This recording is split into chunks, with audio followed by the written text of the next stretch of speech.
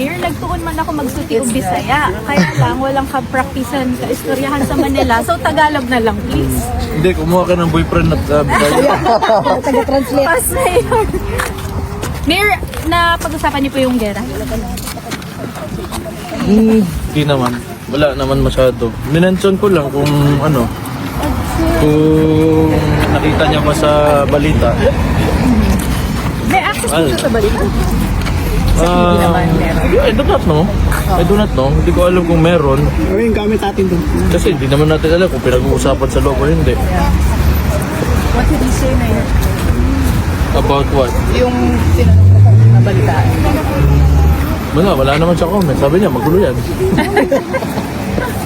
Hindi niyo po napag-usapan yung ano, I believe hindi rin niyo gusto i-monitor yung hearings ng past week.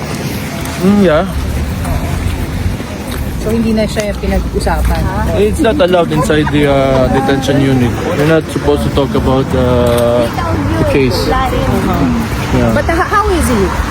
How is he? Kasi po yung huling, yung closing statement ni Mr. Kaufman revolved around yung visit niya, how the president seems parang prepared to meet his parang ulabin daw. I do not know. We do not talk about these things when we're inside the detention unit. Just talk about, like, everyday life and personal things. The candidacy of your sister, VP Sara, was that No, I did not mention. Hindi rin politika. Hindi namin pinag-usapan. I forgot to mention it. Sino pong mga kinamusta niya sa pamilya? Mga apo. Oo, yung pinaka-namimiss niya. What about the performance of your vice mayor? Clear, ma'am. Clear. Tatawid ko pala siya. Oh, wait.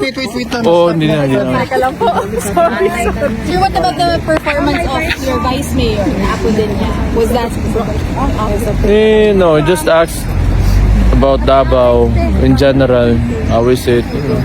Sabi ko, wala, it's okay. Relatively, could be better than anywhere else in the Philippines. So, yun. Sir, what about the Marcos administration? Yung feud with your family, was that also? No, kasi wala eh. Wala na kaming pinag-usapang ganun. All we talked about was the midterm elections and the results of the midterm elections. So that says it all. Parang nandun na yung lahat ng kailangan mong malaman about the Marcos administration because they did not win in Davao and they put so much money invested so much in Davao City. So that says a lot already. He's not yet looking at the 2028. Wala kaming pinag-usapan na ganun ngayon. Maybe tomorrow, maybe some other day. But wala, I'm just happy to see him again. And what was your impression po ngayon?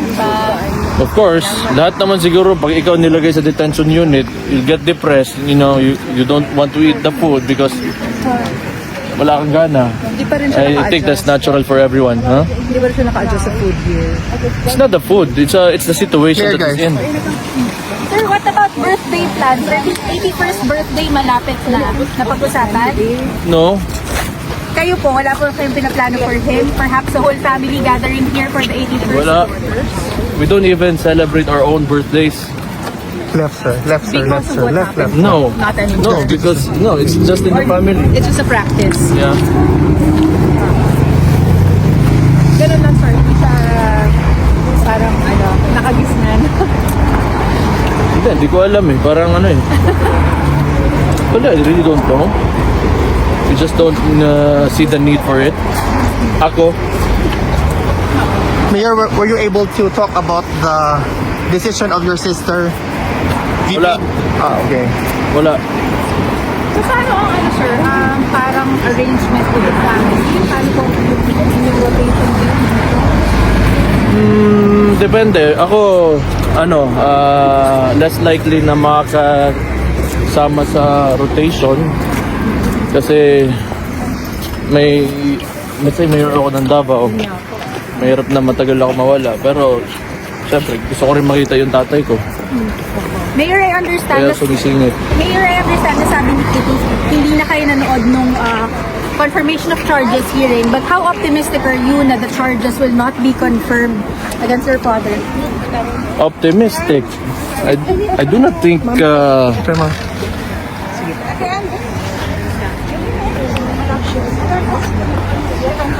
I do not see the ICC as a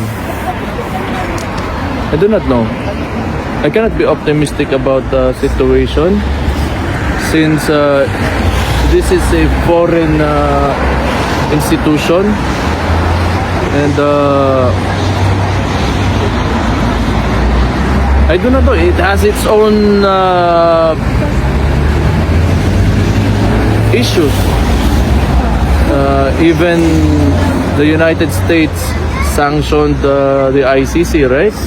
They have issues with the United States. So it's hindi ko alam talaga. I do not trust this thing that you call the ICC. Because most of the people that are in there are from developing countries. Correct. Wala kang makikita dyan na you know from the EU or whatever or Western countries. You know, you don't find people there from a West-leaning nations. So they just use this institution to intervene in the domestic affairs of a country, and I do not know how, but that's my theory.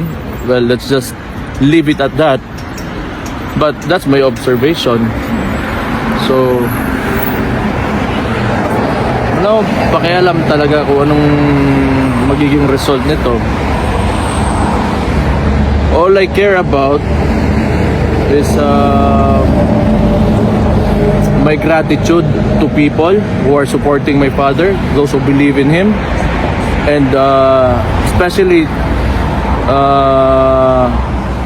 the things that he did for the Philippines during his administration. So yung mga naniniwala sa kanya, mas may pakialam ako doon. As far as kung ano mangyayari dito sa ICC na yan, I do not trust that institution. Well, there should have been a proper way of putting him inside the detention unit, and he was supposed to go to the local courts, but none of that was followed. The protocol was not followed. Okay? So why is he there? So that's the main question. Yun pa lang, kailangan pinag-uusapan na natin. If that institution is truly, you know, for lack of a better term, kung maayos talaga, then they should send him back and follow the usual process. Diba? Kung talagang honorable tong institution na to. Because they know for a fact that this person inside, who seems to be my father, who is my father, kinuha, nilagay sa isang eroplano without going to the local courts and was sent here in the Netherlands into the detention unit. Yes, correct. So, anong asahan ko? Yes. So, how can I be optimistic in an institution that cannot follow its own rules? Yes. So, Mayor, just to be clear, no member of the family watched the proceedings. Is this intentional? No, hindi ko naman alam kung nanood sila or hindi. Nalaman ko na nga lang sa inyo na na hindi sila nanood. Okay. So, hindi naman siya sadya. Talagang hindi lang, on your part, hindi No, sadya. because if you really want an answer from me, it's just the narrative of the left against our narrative. Yes. That's it. Sino ba yung mga nandyan? Mga NPA naman yung mga nandyan. Kasi sila yung tinamaan during the time of his administration. And they went around Europe and playing the victim card. That's it. That's basically it. Oh, that's my narrative. So it's my word against yours, and yours against mine. And then also, sa proceedings, si Mr. Kaufman, essentially 2 points. One is that it's politically motivated. And second, that there's not enough evidence. Doon sa politically motivated, may mga Marines na lumabas. Tapos he wants to look into the participation of former Senator Trillanes. What do you That's why everything is speculative in this in this situation. That's why I don't want to listen anymore, because it started, you know, with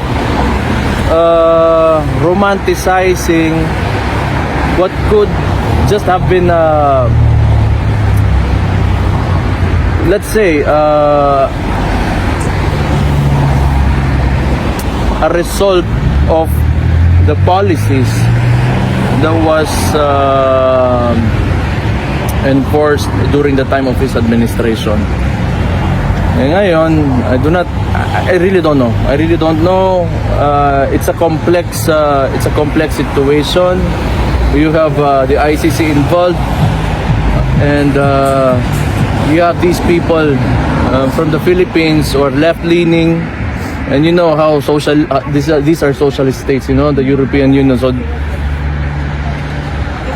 there's so much ambiguity around everything that's happening right now. Do you think your family should prepare for any eventuality given?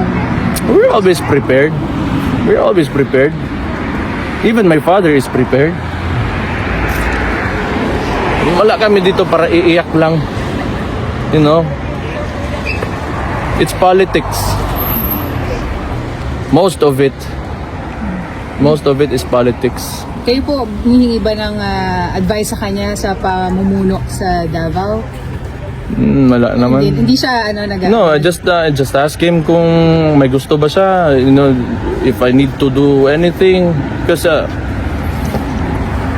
maayos naman yung lugar na yan. From his time, it has been improving until sa akin ngayon. So I do not know. I'm not supposed to be the one that's saying this, because you know, like, we just won the election just recently, and the best. I think you should ask the people how they feel about the governance in Davao City. I'm not the best person to answer the question. Wala po kayong- If you want empirical, you know, data, ask the people. Do not ask the politicians, because the politicians will always promote themselves. Pero kayo po walang balak to run for a higher office. Why would I? Hindi. Tangin lang yan. 28. Bakit? Because there was a survey. Fucking tired and sick of it all. Wala. Okay na yung Davao kung may mahalal tayo na maayos na presidente na talagang, you know, like that will take care of the money of the people. Tapos, you know, it's well allocated, and the national government is somehow decentralized enough that, you know, like, the provinces will benefit from it. Then why not? And, you know, I can always work under an administration if ever nandyan pa ako ng panahon na yan, as long as the head of state is of sound mind, not this guy here in Malacanang right now. Do you have a message for your supporters? My supporters, Your I think father's supporters. my father's supporters, of course. Unang-una sa lahat, maraming salamat. Pangalawa, alam ko, because you really believe in my father, nasasaktan din kayo, but kailangan yung tumiis lang, kasi nasa sitwasyon tayo ngayon na di natin naiwasan or di natin pinili. So kung ano man yung mga nakita nyong, or if you have learned anything, or may gusto kayong nakita na gusto nyo ipatuloy, then you can manifest this through votes. Kung may nakita kayo, kasi wala na, because nobody can run for the presidency again. So if we choose another leader for the Philippines, then piliin nyo yung tao na kung saan nyo nakikita yung nakita nyo sa tatay ko. Nakikialam, I mean, may input din po ba kayo sa case niya? Like, for example, Ano pangalan mo, ma'am? Zen Hernandez. Zen Hernandez, ABS-CBN. Magkaibigan tayo. Kami ay nasa gitna. Okay. So what's your We are question again? You were professional. saying? Nawala tuloy ako. Mayor, Hindi, may tanong si Alvin tuloy. sige. Oo. Mayor, what's the first thing that former president asked about Davao when he saw you? Kumusta lang? Kumusta lang. Tapos sinabi ko, nag-oath na ako. Ako na yung mayor. Okay. Sabi ko, pag bumalik ka, di balik, pagka ikaw na, ibalik ka lang namin doon as mayor. Gusto pa rin niya to be mayor? Hindi, sabi niya, ayun yun eh. Pero, alam mo, yung tatay ko dyan sa Davao, kahit ayaw niya pa, people would go to his house and force him to file, a certificate of candidacy. So, and I don't think he's going to deny these people who come to him, who want to him as the mayor. Mayor, what's your reaction about those individuals, particularly asking sort of due process? Should an arrest warrant against the ICC be presented to them? I do not know. That's why, di ba, I explained earlier,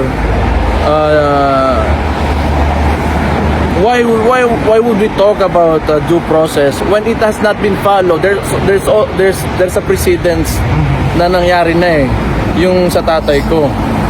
So ngayon, kung may ICC pa, kukunin si Bato, kukunin whoever yung kukunin nila, bakit mag-uusap pa tayo ng due process? Kasi gagawin lang naman ng administrasyon na to and whoever they're conniving with kung ano yung gusto nila. They do not look at the law. They do not follow the processes. So why would we talk about it? Why even discuss it? What's the point? Correct. You should ask them, not me. Because my opinion is based on my observations and I can only tell you kung ano yung nakita ko. But ask them, why do they not follow the rules? Yeah. You ask the institution, you ask the administration. Hindi niyo pinapayuhan si Bato? Si Bato, hindi ko pa nakakausap yun. Matagal na kasi nagtatago, di ba? Yun, sa case pala, yung sa lawyers, nag-i-input po ba kayo doon if you're satisfied with the performance of his legal team? Or that's up to the VP?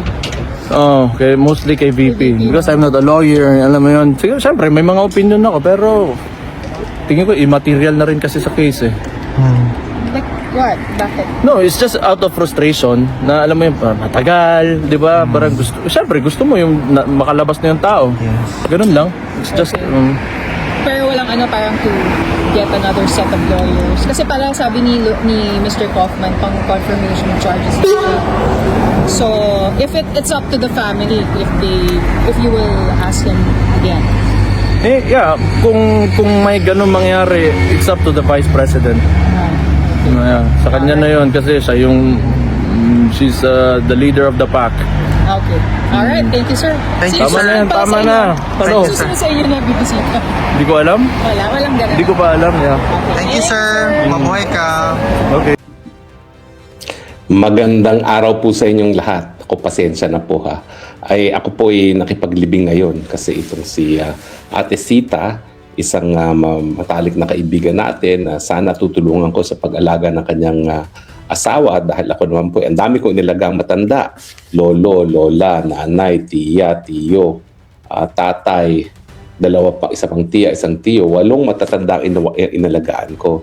Itong si Ate Sita, yung kanyang asawa ay nagkaroon din ata ng stage 4 cancer at yun nga, bedridden sa bahay nila. Sabi ko, baka doon ako tumira sa kanila at tutulungan ko siyang alagaan. Hindi na umabot, kasi nga, meron naman po akong tinitirahan, nakikita rin ako at hindi naman natuloy yung pagtira ko sa kanya. Kaya una-una, kami po ay nagpaparating ng aming pakikiramay kay Ate Sita at sa kanyang pamilya sa pagpanaw ng kanyang asawa of more than 40 years.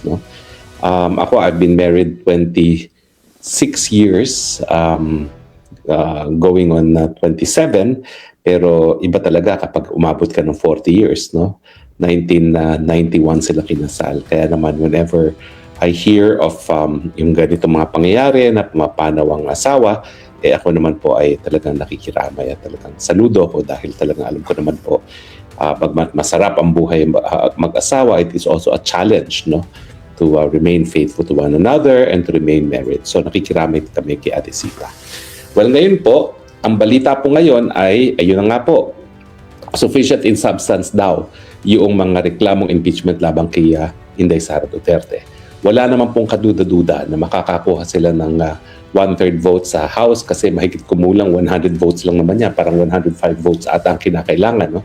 At dahil na po ginagamit ang mga infrastructure projects, ang mga soft ayuda gaya ng TUPAD, AIX, para kunin ang suporta ng mga walang yang mga congressman, walang kaduda-duda na mai-impeach nila si Sara Duterte a second time around. Although, ang sabi ng aking confidential source ay paaabuti nila ng dalawang buwan itong pagpipresenta di umano ng ebidensya para daw lalong masiraan itong si Inday Sara Duterte. At inaasahan natin na sa Kamara ng Representante, ngayong approve na ang form and sufficiency substance ng third and fourth impeachment complaint, ay bubusisiin na nila ngayon. Among others, yung mga bank accounts ni Inday Sara Duterte na hawak na nila. Kasi alam niyo po, gaya nung nangyari kay Chief Justice Corona, nabuksan po ang lahat ng bank accounts ni Chief Justice Corona kasi lahat po ng public officials sa kanilang Statement of Assets and Liabilities and Net Worth, yung SALN na tinatawag, binibigyan ng kapangyarihan ang ombudsman para buksan ang kanilang mga bank statements. So inaasahan po natin, hawak na nila ang mga bank statements Inday Sara Duterte. Ako, ang sinabi sa akin mismo ni Tatay Digong nung kami nagkakausap pa bago pa siya kandidat dito sa Dahig at bago pa ako mag-asylum din dito sa Europa, ay meron talaga silang bank account ni Inday Sara Duterte. No? At ito ay halaga, pera na naipon ni Tatay Digong sa mahigit 40 taon niyang pagtatrabaho at kasama ni mga namana niya sa kanyang magulang na paghahatian ng 4 na anak ni Tatay Digong in 4 equal shares na ginawa niyang co-signatory itong si Inday Sara Duterte. At ang alam ko naman, bukod dyan, wala ng ibang bank account si Inday Sara Duterte, pero hindi natin alam kung anong kababalaghan ang palalabasin nila. Nakakalap na rin ako ng balita na dahil kami nga po ang tumatayong private prosecutor ni Ramil Madriaga, abay hinahanap daw po no less than ng PNP chief ang mga telepono ni Madriaga para makakorroborate sa mga sinasabi ni Madriaga mismo. No? Pero siyempre, paano naman magko-corroborate ang mga telepono kung sa totoo lang, wala naman talagang kahit anong contact sa panig ni Madriaga at ni VP Sara. No? Ako po, kampante ako. Hindi talaga kilala ni VP Sara itong Madriagang ito dahil talaga namang name drop lang siya ni Madriaga doon pa lang sa counter affidavit niya nung dinidinig pa lang ng piskalya itong kaso niya for 2 counts of kidnapping for ransom. No? At ang palagi niya pinalalabas, close daw sila ni Inday Sara Duterte. Sa lublob ko, ulul, hindi mo ba alam na kahit paano may access naman ako kay Inday Sara Duterte? I will never claim na close ako kay Inday Sara Duterte, pero at least alam ko naman kung sino dapat kakausapin para lang mag-verify kung meron lang nag-i-influence peddling o para ma-verify kung close nga si Inday Sara Duterte. Pero in this instance, si VP Sara mismo ang tumawag sa akin at ang tanong, sino ba itong Ramil Madriaga na pati ako pinagbabantaan ng buhay ko, no? Kasi nga daw nabalitaan ni Inday Sara Duterte na may nagbabanta sa buhay niya at ito daw si Ramil Madriaga. At ako ngayon nag-explain na Ramil Madriaga, pinakulong ko po dahil ako po ang tumatayong private prosecutor doon sa pamilya ng 2 Filipino-Chinese na nabiktima for kidnapping for ransom. Ang kaso po ngayon, bagamat hindi pa sila sentensyado, ay nakabinbin sa Regional Trial Court of Manila at ang status po ay nagpapatuloy po ang presentasyon ng prosecution evidence bagamat pinagkait po ng hukuman ang piyansa para kay Ramil Madriaga dahil nakasaad naman po sa ating saligang batas na hindi naman po karapatan ng pagpapiyansa kapag ang ebidensya ng pagkakasala ay malakas. At nagkaroon ng desisyon ng hukuman sa pagde-deny ng bail kay Ramil Madriaga na malakas nga ebidensya. At kasama na sa ebidensya labang kay Ramil Madriaga yung mga testimonya ng mga kidnap victims at saka mga cellphone messages, cellphone calls, text messages at saka yung Find My Phone kung saan matapos dukutin yung mga binatilyong mga Filipino-Chinese ay hinanap ng magulang ng isa kung nasan yung anak niya at lumabas na yung anak niya ay nasa isang talyer dyan sa Rizal na pag-aari nga nitong si Ramil Madriaga. So in other words, hindi po sila nakapagpiyansa, hindi pa sila convicted, so meron pa rin presumption of innocence, pero sang-ayon po sa hukuman, the evidence of guilt is strong. Now, ang nakikita niyo po ngayon sa larawan nito ay ang siyam na miyembro ng minorya sa Senado. Bakit po? Kasi sigurado na po ako na sang-ayon sa ating confidential source, talagang tutuluyan nila ang impeachment muli ni Inday Sara Duterte. Siguro po, hindi na ganun karami talaga ang lalagda, pero dahil mga 105 votes lang naman ang kinakailangan nila, para umusad ang proseso sa Senado, kampante sila na meron pang mga ulol na mga 105 more or less na pipirma dyan sa impeachment na yan. Bagamat, ang sabi ko nga, marami na rin sa mga congressman ang iiwas dyan. Iwas pusoy na sila dahil alam nila na ang Vice President Inday Sara ay siyang magiging presidente sa 2028. Pero kung ikaw naman ay liniligawan ng Malacanang at ikaw ay isang congressman, syempre, kapalit ng 300 million na kikitain mo sa infrastructure budget na pinagkakait ngayon sa mga kongresista na hindi boboto sa impeachment, nadyan pa rin yung mga siguro additional 200 na mga soft, mga ayuda na po pwedeng hindi na pamigay sa kanilang mga constituents at kurakutin na lang, napakalaki mawawala sa kanila. No? Mahigit kubulang, sabihin na natin, 400 million na mawawala sa kanila. No? Pero sa tingin ko, mas malaki pa talaga ang kikitain nila. Dahil kung ikaw naman ay loyalista at talaga nagbo-volunteer na pipirma sa impeachment complaint, abay mas malaki pa ang makukuha mo by way of infrastructure budget. Yung kalkulasyon ko po na 300 million, yan ay nakabase lamang kung ang distrito niya ay makakakuha ng 1.5 billion at ang average kurakot ngayon ng mga congressman ay 25%. So yan po ay 25% ng 1.5 billion. Pero sa tingin ko, kung talagang sila ay super sip-sip boto sa mulat-mula, abay hindi naman 1.5 billion lang ang kanilang kikitain sa kanilang mga distrito. Abot po siguro yan hanggang 3 to 5 billion. At pag umabot yan, mantakin nyo, kung 5 billion ang kanyang infrastructure project, ang kikitain niya ay naku po, will be at least 100, magkano ba yan? Kung 5 billion, o ang 10% is 500 million, di ba? O kung 25%, edi mga mahigit 1 billion ang kanilang kikitain dahil nga sila ay sumipsip at dahil sila ay susuporta sa impeachment Inday Sara Duterte.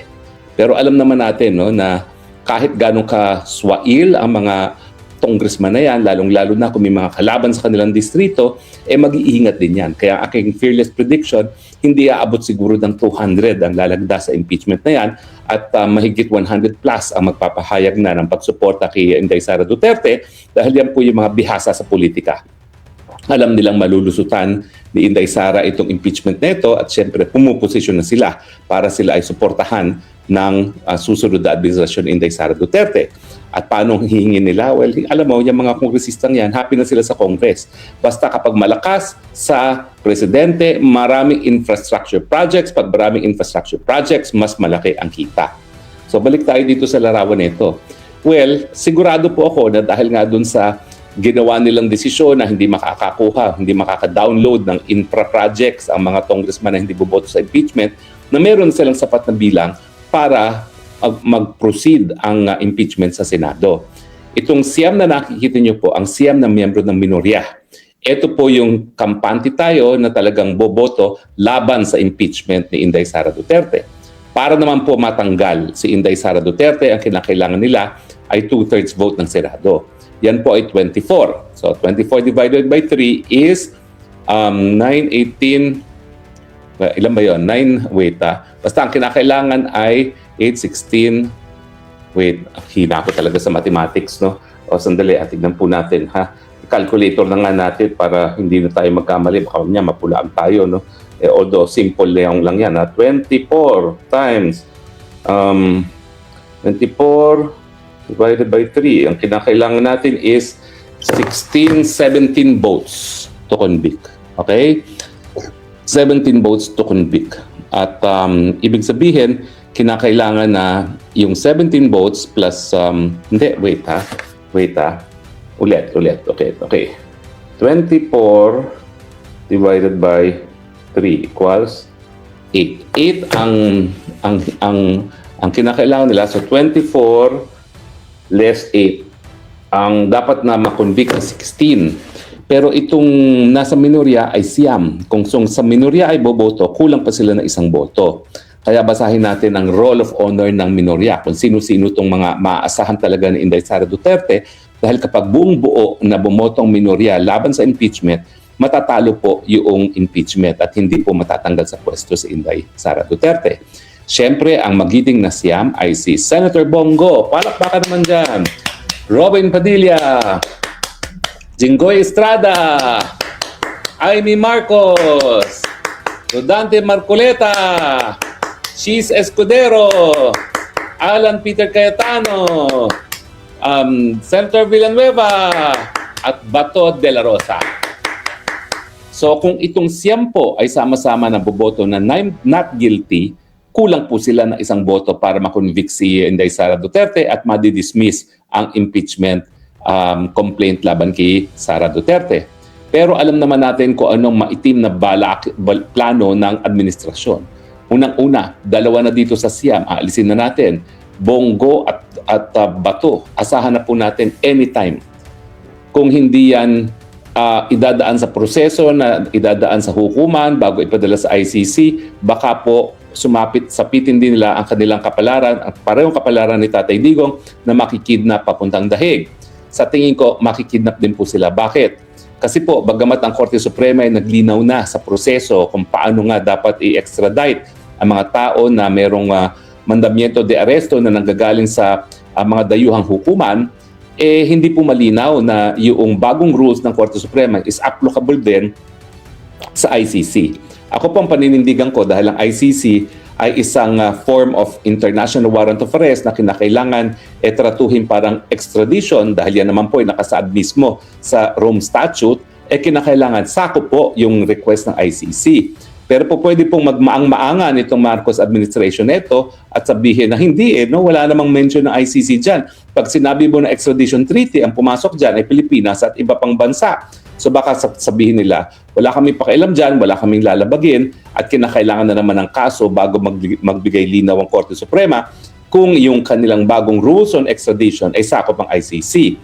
Ang inaasahan natin dahil nakabinbin naman among others yung ating petition sa ngalan ni Congressman Pulong Duterte na nagsasabi na yung ginawa na kay Tatay Digong ay illegal at hindi dapat maulit muli, kahit papaano makakapagbigay linaw ang ating Korte Suprema doon sa kasong yon kung talagang kinakailangan bang iharap muna sa lokal na hukumat. Ang aking paninindigan, syempre kinakailangan dahil ang isang dayuhang warrant of arrest ay walang bisa sa Pilipinas dahil tayo ay soberenya at malayang bansa. Tanging mga Pilipinong hukuman lamang ang mag-i-issue ng warrant of arrest na dapat ipatupad ng kapulisan. Walang kahit sinong dayuhang hukuman ang may ganyang kapangyarihan.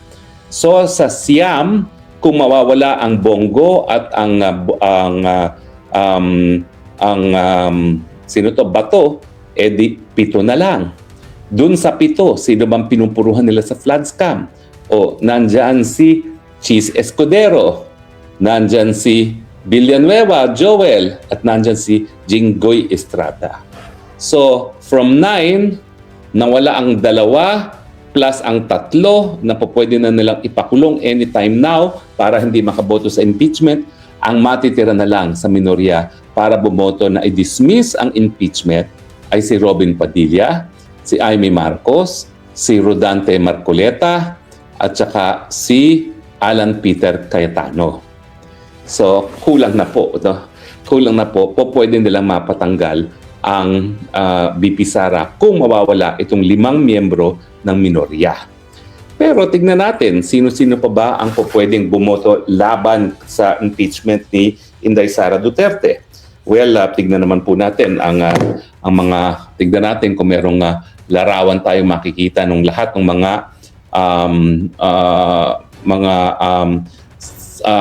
mga senador na nakaupo ngayon, no? Well, okay. So kinakailangan natin ng siyam para hindi bumoto na wala ang 5. Sinong po pwedeng pamuli? Well, tingnan natin. Pwede naman siguro si Pia Cayetano. Bakit ko sinasabi na si Pia Cayetano? Unang-una, abogado yan. So tingin ko, kahit anong kaso naman isang pa ng mga Kamara Representante kay MP Sara, whether be it yung 125 confidential report, confidential fund, o di naman kaya yung Madriaga statement, hindi po yung kapanipiniwala. Wala po yung basehan sa realidad. At tingin ko bilang isang abogado, si Pia Cayetano naman makikita na hindi yan po pwedeng lumusot. Pwede rin po sana yung 2 Villar. Kaya lang, yung 2 Villar, pinuputakte ngayon ang kanilang pamilya ng gobyerno. At sa tingin ko, kaya sila pinuputakte ng bangag ng gobyerno, para nga masigurado ang 2 boto ng Villar para kay Inday Sara Duterte. So, sino na lang ang mga pwede natin makukuha? No? Tignan natin. Well, tignan natin kung sino pa yung mga 24 senador, no? Ang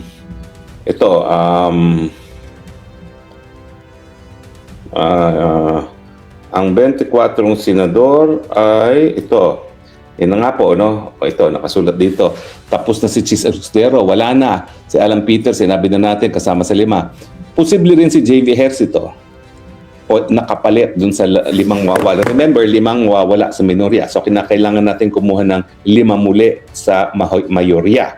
So, isa ng posibilidad, si Pia Cayetano, dahil siya abogada, makikita niya na walang ebidensya talaga labang kay VP Sara. Pangalawa, si JV Ejercito. Bakit? Kasi bagamat hindi nakasama sa line-up ni Inday Sara sa unit team itong si JV Ejercito, yung huling eleksyon ng 2016 kasama naman sa line-up ng hugpong pagbabago itong si JV Ejercito. So nung minsan, kinampanya rin ni VP Sara itong si JV Ejercito, although mga panahon na yun, pero silang natalo. No? Now, sino pa bang nandyan? Well, si Sherwin Gatchalian, hindi ko na sa bibilangin. Although yan ay nakasama ni VP Sara sa unit team, alam niyo naman, maraming vested interest yung kanyang pamilya dahil sila ay among others, ay sila nagre-reclaim ng Manila Bay na alam naman natin na nakakasira talaga sa kalikasan. At kita nyo naman, nung minsan, yung tatay niya nahuli doon sa bus lane, walang nangyari. No? Talaga makikita natin na influential itong si Sherwin Gatchalian, malakas sa gobyerno at mga deklarasyon talaga ngayon ay panig sa administrasyon. So wag na nating bilangin yan si Sherwin Gatchalian. Siyempre, Risa Ontiveros, wala na pag-asa yan. No? Loren Gregarda po pwede. Kaya lang si Loren kasi bihasang politiko. So, ibig sabihin yan, what's in it for her? Ang tingin ko, ang pinakamalaking impluwensya sa kanya para bumoto kay laban sa impeachment Inday Sara Duterte, yung sarili niyang anak.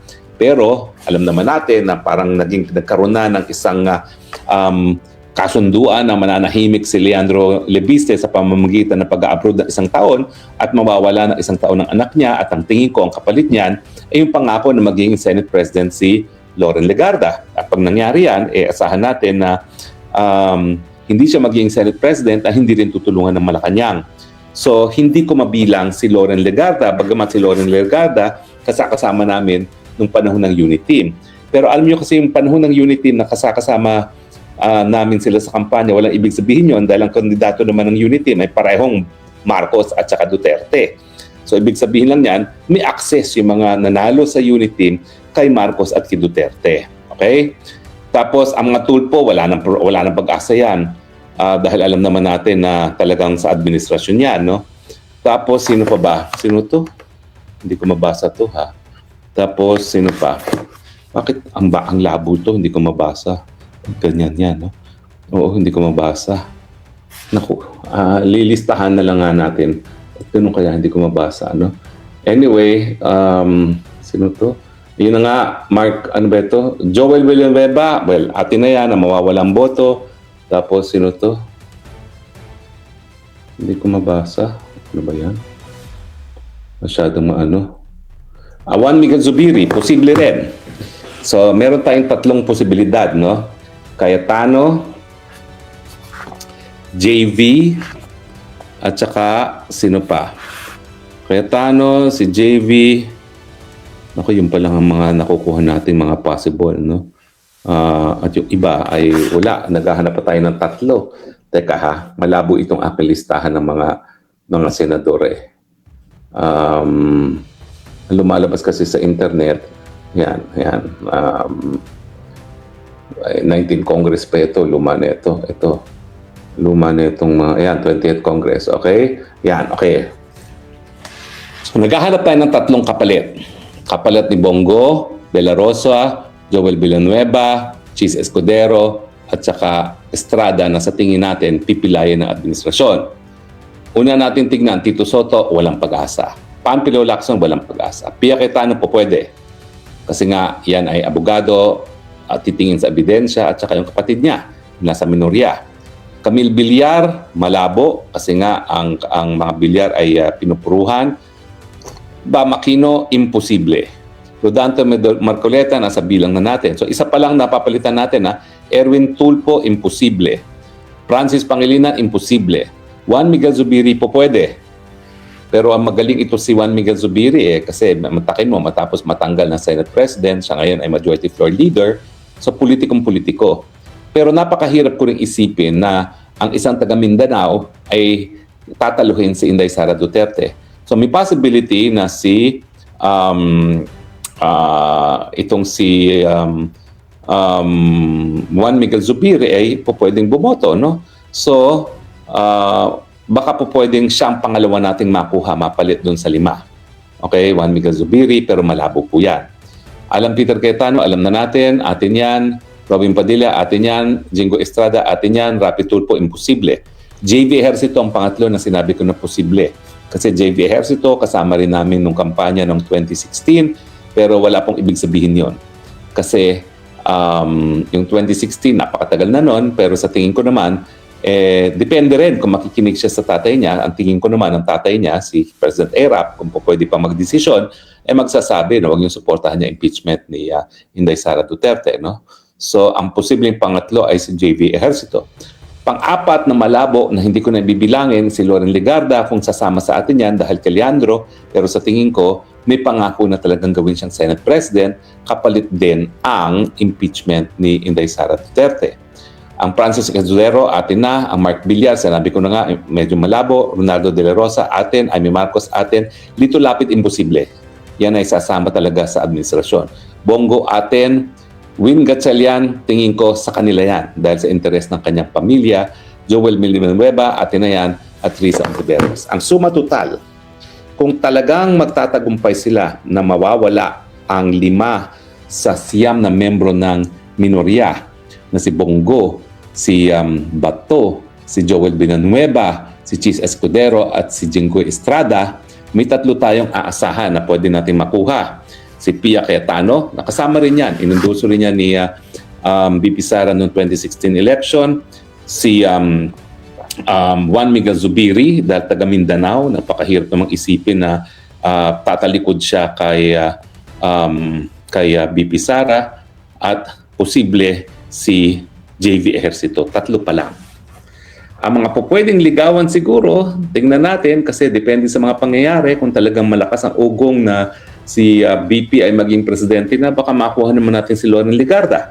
Kasi si Loren Legarda, hindi naman yan talaga naging close na kaalyado ng kahit sino presidente, pero hindi rin niya naging katunggali ng isang presidente except yung time ni GMA kasi nga siya yung naging vice president candidate ni FPJ. So kulang pa rin tayo ng isa. Ang pag-asa natin ay ma-convince itong si Gatchalian kasi kahit papano nagkasama naman sa eleksyon ng 2022 itong si BP at saka yan. Pero as I said, kapag kayo tumakbo sa unit team, kasama mo rin si Marcos, no? So sa tingin ko ngayon, kulang pa talaga tayo ng isa at dapat maghanap pa tayo ng isa. Ang pinaka-likely na makakuha dapat natin ay itong si Gatchalian, pero hindi mo talaga alam kung paano boboto yan dahil ang interest niyan ay yung interest ng kanyang pamilya. So ang suma total, matindi ang plano ng Marcos Jr. Kaya nga ako ang sinasabi ko, huwag kayong umasa sa 2028 kung saan talaga namang walang kahit sinong makakatalo kay Inday Sara Duterte sa eleksyon. Ang tanong, paaabutin ba ng mga bangag si Inday Sara Duterte sa eleksyon ng 2028? Sa tingin ko hindi, dahil ayan, nakikita nyo na. Ginagamit na naman. Alam mo, matindi itong ginawa nila. Dati-rati kasi, ang pinamimigay lang nila, karagdagang proyekto lang. Hindi naman sila pagkakaitan ng lahat ng kanilang mga proyekto. Pero ngayon, ang banta, mabawala ang kabuuan ng mga proyekto sa distrito nyo kung hindi boboto sa impeachment. So, sigurado na ako, sa tingin ko, na makakakuha sila ng 1/3 sa Kamara at ang labanan ay sa Senado. At nakita na natin sa ating masusing paghihimay-himay na kulang pa ang boto natin para maabsuto si Inday Sara Duterte. Ibig sabihin, talagang ang mga walang ya sa Malacanang ay patuloy ang pagpaplano na tanggalin si Inday Sara Duterte bilang katunggali sa eleksyon. Kaya nga kung kayo'y aasa sa pagpapalit ng presidente dahil sa eleksyon ng 2028, nako, wag na po kayo umasa dahil hindi nila paaabutin si Inday Sara hanggang 2028. Kinakailangan manindigan na po tayo, mag-people power na tayo, tanggalin na natin ang mga Marcoses now na. Dahil habang nariyan mga Marcoses na yan, hindi sila papayag na makatakbo man lang sa Inday Sara Duterte dahil alam nila kahit kaanong anggulo nila tignan, walang kapag-asa ang kahit sino man na matalo sa Inday Sara. Kaya ang gagawin nila, hindi nila patatakbuhin. At yan nga ang sabi ng aking confidential source, Yan ang pangako ni Boying Rimulya. Gawin niyo akong ombudsman, ako magpapakulong kay Inday Sara Duterte, at mukhang haya na. In play na dahil alam nila na hindi nila mapapakulong si Inday Sara Duterte kung hindi nila muna matatanggal bilang Vice Presidente dahil ang mga impeachable officers ay hindi po pwedeng kasuhan ng kasong kriminal na merong posibleng ipapataw na parusa na pagkakatanggal sa pwesto. So mga Pilipino, wag nang papatay-patay ha. Malinaw po ang plano nila. Sa aking paghihimay-himay, posible pong tanggalin nila si Inday Sara bilang Vice President at posible siyang makasuhan at mapatawan ng perpetual disqualification from public office. So unahan po ito. Tayo bang nagmamahal sa inang bayan ay papayag na matupad ang plano ng mga Marcos na sila na naman ang manungkulan beyond 2028? Ang impormasyon ko na naman nakalap kay confidential source, talagang ipupush nila, isusulong nila ang charter change at gagawin nilang parliamentary para si Marcos na naman ang Prime Minister. Tama po, magdasal tayo sa Panginoon, thine will be done. Pero ang desisyon nasa kamay din natin dahil ang people power po ay legal at sang-ayon sa saligang batas. Kung kayo umaasa sa eleksyon, ibigay nyo na po yan kay Marcos dahil hindi nila papayagan na manalo si Inday Sara sa eleksyon. Yan ang aking sinasabi.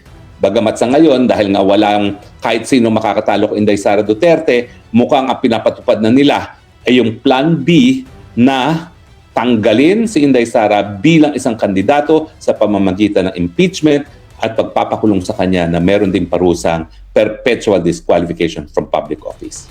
Nasa sa inyo yan. Ako naman ay pwede lang magbabala. Gusto nyo ba na magpatuloy ang impyerno natin sa ilalim ng Marcos? Hayun, nagpuputukan sa Middle East, nagkakamot lang ng ulo yung hinayupak na bangag. Kawawa yung mahigit 2 milyong mga Pilipino natin na hanggang ngayon hindi alam kung anong gagawin. Ang sabi niya, maghanap na lang kayo ng ligtas na lugar. Ulol! Padala mo kaya ang pamilya mo dyan, padala mo sa Middle East ngayon si Sandro. Dahil kung ganyan ka mamuno, dapat patikim mo sa mga sarili mong pamilya ang resulta ng iyong kawalang desisyon dahil ikaw ay wala sa tamang pag-iisip. Kaya nga ako dinadaan ko sa pakiusap, please lang, bigay mo na ang paging presidente kita kay Inday Sara dahil hindi mo naman talaga kaya dahil wala ka sa tamang pag-iisip. Magbangag-bangag ka na lang, sige, mag-hi-hi ka na hanggang gusto mo. Pero meanwhile, yung mahigit 2 milyong Pilipino sa gitnang salangan at yung mga Pilipino na hinaharap ang napakatinding pagsubok sa mga darating na panahon dahil siguradong tataas ang presyo ng langis at ng lahat ng mga bilihin dahil dito sa gerang ito, ay kinakailangan magkaroon man lang ng isang leader na nasa tamang pag-iisip ng kahit papano mabigyan man lang sila ng pag-asa. Pag-asa man lang na malalampasan itong pinakamatinding pagsubok ngayon na dala ng giyera sa gitnang sila. Agree ba kayo o disagree? Well, bahala na kayo. Ang akin, bilang isang abogado, bilang isang nagmamahalang bayan, ang solusyon, tanggalin si Marcos now na and let Sara lead now, not in 2028. Salamat po sa patuloy niyong pagtangkilik ha. Hanggang sa muli natin pagkikita, ito pong yung Spokes ng Bayan, Harry Roque nagsasabi, I love you Philippines, you're the only country that I have, you're the only country that I love. God bless the Philippines.